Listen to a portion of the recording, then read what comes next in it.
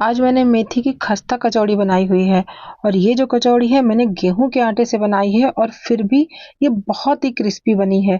जितना अच्छी क्रिस्पी मैदे की कचौड़ी होती है ना, ये उतनी ही क्रिस्पी है और गेहूं के आटे से बनी हुई है। इसको बनाने के लिए बहुत पहले से ही कोई तामझाम करने की ज़रूरत नहीं है, बहुत जल्दी ही फटाफट बन जाती है। तो इसके लिए क्या किया है ना, मैंने यहाँ पर 1 पाव यानी कि 250 ग्राम मैंने हरी मेथी लिया है। इसके मोटे डंठलों को निकाल लेंगे और फिर साफ करके इसे पहले ही पानी धुल लीजिएगा ताकि सारा पानी स्ट्रेन हो जाए। और फिर मेथी को बहुत पतला-पतला कट करना है। ध्यान रहे कि मेथी में कोई मोटी डंठल ना रह जाए, सब कुछ बहुत ही पतला-पतला होना चाहिए और जो मोटी डंठल होगी ना, उसे आप निकाल दीजिएगा। और अब मेथी को मैंने बारीक-बारीक कट कर लिया है, तो मैं स्लैब को क्लीन कर ले रही हूँ। और अब मैं क्या कर रही हूँ कि एक बोल मैंने ले लिया है, इसमें हमने 3/4 जो मेथी है, वो मेथी इस बोल में डाल देंगे। बाकी की जो कटी हुई मेथियाँ हैं, इसका इस्तेमाल हम बाद में करेंगे। तो अब बोल में जो मैंने मेथी लिया है, इसमें 1 छोटा चम्मच मैं नमक डाल दे रही हूँ। नमक डाल देने से मेथी एकदम सॉफ्ट हो जाएगी और इससे अच्छा खासा पानी रिलीज हो जाएगा। तो नमक लगाकर इसे कम से कम 15 से 20 मिनट के लिए कवर करके रख देंगे और तब तक हम कचौड़ी के लिए स्पेशल मसाला बनाएंगे। तो इसके लिए मैंने एक इमामदस्ता लिया है, इसमें 1 टेबल स्पून मैंने मोटी वाली सौंफ ली है, 1 टेबल स्पून साबुत धनिया मैंने लिया है और आधा टेबल स्पून मैं इसमें साबुत जीरा डाल दे रही हूँ। तो दोस्तों, कचौड़ी का ये जो स्पेशल मसाला है ना, इसी से आज की हमारी जो कचौड़ी है वो बहुत ही टेस्टी बनने वाली है। तो अब क्या करेंगे कि इन मसालों को मैंने कूट लिया है। आप चाहें तो इसे मिक्सर ग्राइंडर जार में भी पीस सकते हैं, लेकिन बहुत बारीक नहीं होना चाहिए। दरदरा ही पीसिएगा अगर आप मिक्सी में पीसते हैं, जिस तरीके से मैंने यहाँ पर इसे कूटा हुआ है। और अब क्या करेंगे कि इसमें हम अदरक डाल देंगे। तो 1 इंच अदरक का टुकड़ा डाल दे रही हूँ। 12 से 15 कली मैंने लहसुन की ले ली है और इसी के साथ हम स्वाद के हिसाब से, जितना आप तीखा या कम तीखा, ज़्यादा तीखा आप पसंद करते हो, हरी मिर्च ले लीजिएगा। तो हरी मिर्च डालकर इसे हम कूट लेंगे। दोस्तों, आज की जो कचौड़ी का मसाला है ना, इसे मैंने इकट्ठा बना लिया है। तो इसमें से आधा मसाला तो मैं आटे में डालकर गूंथूंगी और आधा जो मसाला रहेगा उसे हम स्टफिंग में यूज करेंगे। तो मसाला अब रेडी हो गया है। इसी तरीके का दरदरा मसाला कचौड़ी में यूज करना होगा तो कचौड़ी बहुत अच्छी बनेगी। और अब हम आटा लगा लेते हैं। तो इस कचौड़ी के लिए मैंने गेहूं का आटा लिया हुआ है और ये मैंने 1.5 कप लिया हुआ है। जो मेजरिंग कप का मैं यूज कर रही हूँ, ये 250 ml का है। और इसी के साथ ही इसमें मैं आधा कप सूजी डाल रही हूँ। सूजी जरूर आप डालिएगा, इससे जो कचौड़ी है वो बहुत ही क्रिस्पी बनती है। और अब स्वाद के हिसाब से नमक डाल देंगे और जो मसाला मैंने कूट कर रखा था, आधा मसाला मैं इसमें डाल दे रही हूँ और बाकी का मसाला हम स्टफिंग में यूज करेंगे। और अब मैं 1 टेबल स्पून वेजिटेबल ऑयल डाल रही हूँ। आप यहाँ पर देसी घी भी डाल सकते हैं। और इसके साथ ही साथ जो मेथी मैंने काट कर नमक लगा कर रखा हुआ था ना, वो हम इसमें डाल देंगे।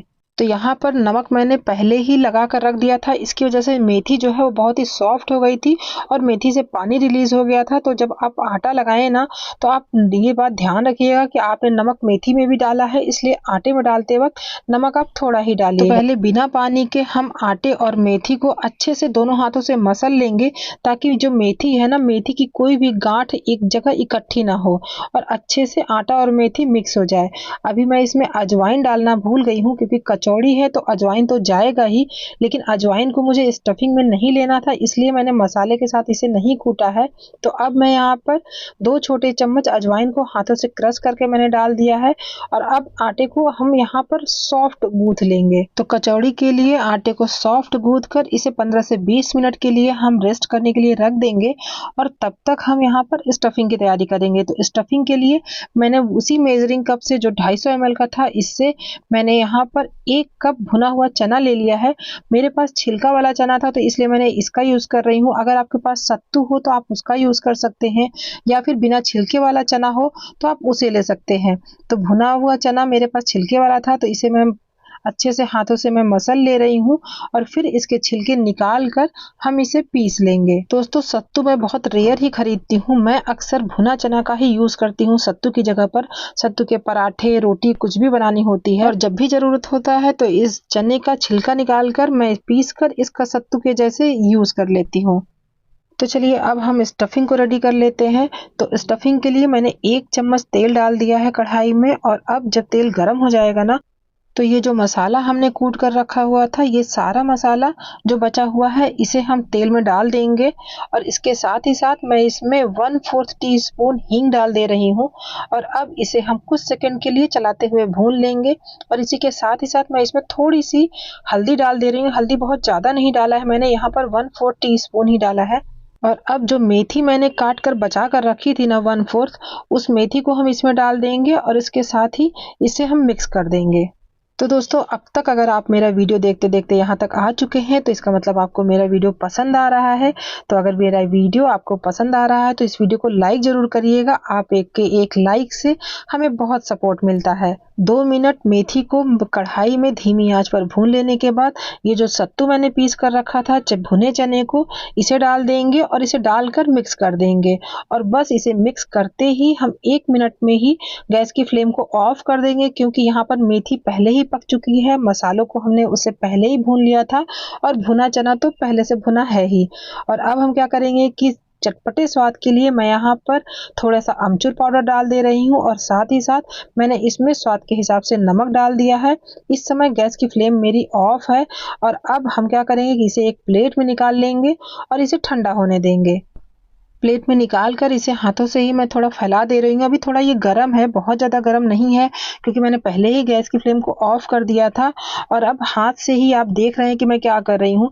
इसे ना जो मेथी की गाँठें बीच-बीच में बन गई है, इसे हाथों से मैं मसल कर बिल्कुल अच्छे से सत्तू में मिक्स कर दे रही हूँ। और अब मैंने यहाँ पर एक बड़े साइज़ का प्याज़ लिया हुआ था और इसे मैंने बहुत बारीक चॉप कर लिया था। प्याज को मोटा नहीं रखिएगा, नहीं तो अगर प्याज मोटा रहेगा ना तो जब आप स्टफिंग करोगे तो कचौड़ी प्याज अगर मोटा रहेगा तो बीच से फटने का डर रहेगा। और अगर आप प्याज इसमें नहीं डालना चाहते हैं तो आप उसे स्किप कर सकते हैं। तो अगर आप प्याज नहीं डालेंगे तो हल्का-सा यहाँ पर आपको पानी का छींटा मारना पड़ेगा, नहीं तो क्या होगा ना, ये जो स्टफिंग है काफ़ी भरभरी रहती है। तो इसलिए थोड़ा प्याज डाल देने से इसमें मॉइस्चर आ जाता है, जिससे जो सत्तू है गले में फँसता नहीं। तो अब सारी चीज़ों को अच्छे से हम मिक्स कर देंगे और फिर इसके छोटे-छोटे बॉल्स बना लेंगे।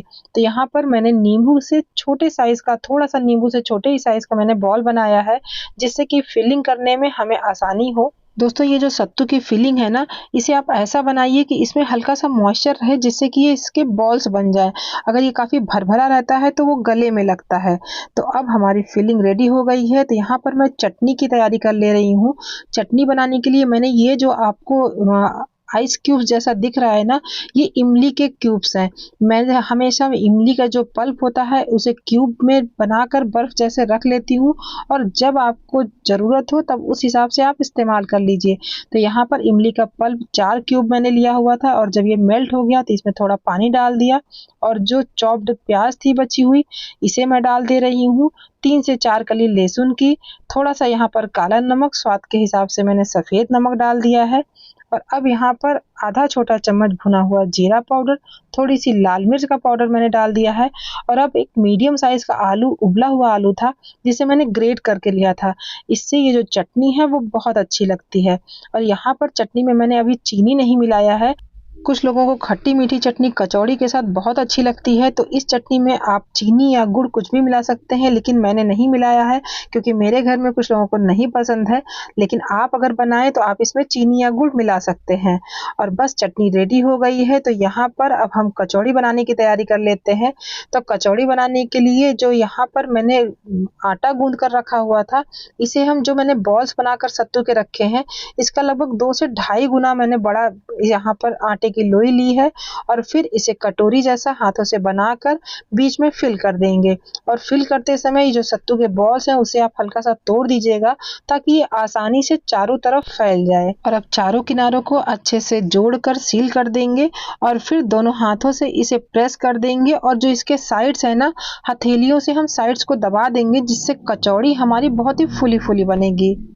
तो यहाँ पर कचौड़ियों को तलने के लिए मैं तेल को गरम कर रही हूँ और कचौड़ी के लिए तेल कितना गरम होना चाहिए, इसके लिए मैं एक छोटा टुकड़ा डो का इसमें डाल दे रही हूँ। आप देख सकते हैं कि जो तेल में बबल हो रहे हैं ना, तो बबल ये बहुत धीरे-धीरे आना चाहिए। बहुत तेज अगर बबल आ रहा है तो आप समझ जाइए कि कचौड़ी के लिए तेल थोड़ा-सा ज़्यादा गरम है। कचौड़ी जब भी आप बनाएँ तो तेल जो है मीडियम गरम होना चाहिए और जब आप इसमें कचौड़ी डालें तो एक साथ 4 से 5 या जितनी कचौड़ी कढ़ाई में आ जाए ना, आप उतनी ही कचौड़ी डाल दीजिए। इससे क्या होगा कि तेल का जो टेम्परेचर है वो फट से डाउन हो जाता है और इससे कचौड़ी हमारी बहुत ही क्रिस्पी बनती है। और जब एक साइड में जो कचौड़ी आपकी है अच्छे से पक जाए, कम से कम 3 से 4 मिनट के बाद ही आप इसे पलटिएगा। आप देख सकते हैं कि एक साइड से ही हमने अभी इसको पलटा है और कचौड़ी हमारी अच्छे से फूल गई है। जब कचौड़ी एक साइड में थोड़ा-थोड़ा ऊपर आने लगती है तेल में ना, तब आपको इसे पलटना है। और जब धीमी आंच पर ही कचौड़ी में हल्का सा कलर आ जाए ना, तो इसका मतलब कचौड़ी अब हमारी अंदर से पक चुकी है, क्योंकि हमने लगातार इसे धीमी आंच पर ही पकाया है। तो अब इसे अच्छा सा गोल्डन कलर आने देने के लिए हम फ्लेम को मीडियम कर देंगे, ताकि इसमें अच्छा सा गोल्डन कलर आ जाए और फिर इसे हम बाहर निकाल लेंगे। कचौड़ी को निकालने के लिए आप किसी जाली वाले बर्तन का यूज़ करिएगा, जिससे जो कचौड़ी है नीचे से स्टीम लग के वो सौगी ना हो जाए। और फिर इसी तेल में हम दूसरा भी बैच डाल देते हैं और इसी तरीके से धीमी आंच पर फ्राई कर लेंगे। तो फ्रेंड्स, आज की ये हेल्दी कचौड़ी आपको कैसी लगी ज़रूर बताइएगा। दोस्तों, आप देख सकते हैं कि ये कितनी क्रिस्पी बनी है और खाने में तो इतनी टेस्टी बनी थी ना, कि जितना कि मैंने भी नहीं सोचा था। तो फ्रेंड्स, एक बार इस रेसिपी को बनाकर ट्राई ज़रूर करिएगा। तो मिलते हैं एक नए वीडियो के साथ। Till then bye bye.